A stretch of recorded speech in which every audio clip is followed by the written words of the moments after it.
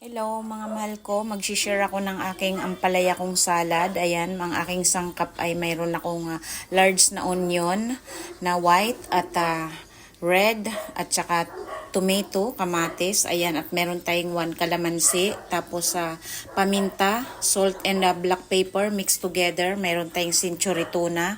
At mayroon tayong mayonnaise. Diyan natin i-mix later. Balikan ko po kayo, i-slice ko muna lahat ito mga mahal ko.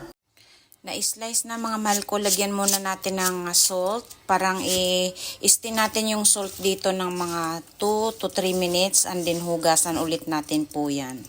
Ayan, na-slice na natin ang ating white onion and red and tomato. Ayan po.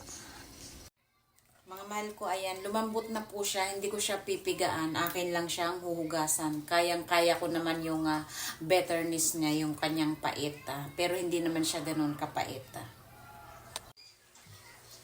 Mix tips natin mga mahal ko, itong ating 1 can na century tuna flakes na plain in oil.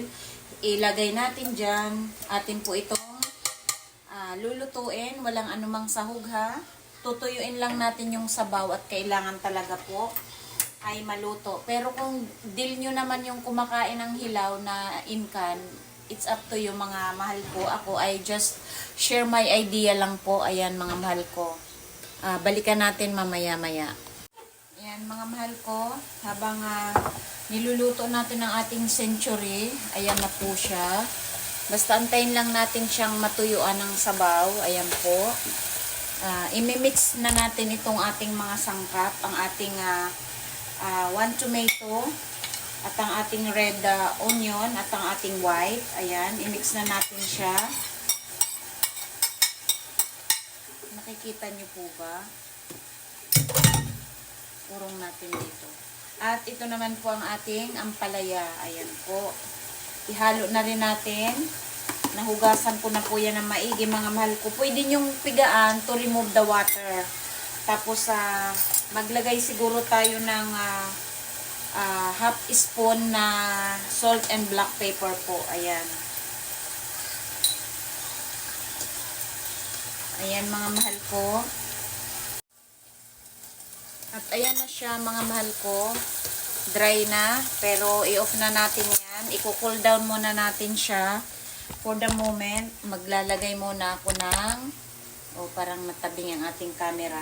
Maglalagay muna ako ng ating mayonnaise. Siguro mga 2 kutsara. Nasa sa inyo kung gaano nyo kalike ang mayo. Yeah, ayan. Ako 2 ganyan, kutsarang malaki. Look, it's mommy to leave. Imimix natin. Tapos isusunod natin dito yung ating century tuna.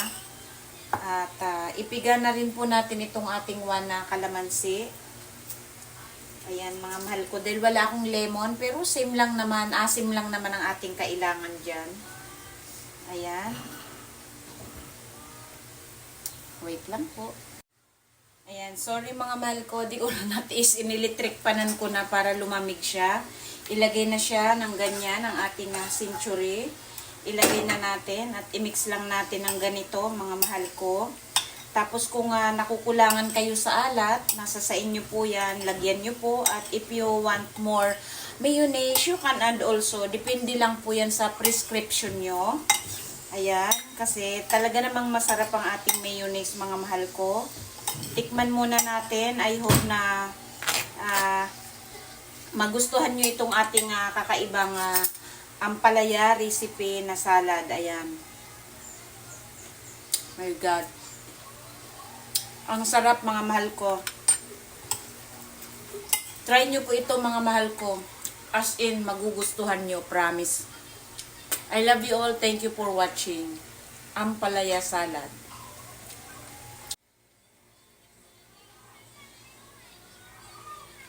Ito na po ang ating napakasarap na ampalaya kong salad with century tuna plain and mayonnaise. Watch the full video po para makuha nyo po yung ating step by step na idea sa paggawa po nito. Thank you mga mahal ko. Please like and share, subscribe my YouTube channel. I love you all. God bless everyone. This is really so yummy. Ang mga mahilig dyan sa ampalaya, try nyo na po ito mga mahal ko. Ay napakasarap po talaga. Super. Magugustuhan nyo talaga to. Promise. I love you all. God bless everyone.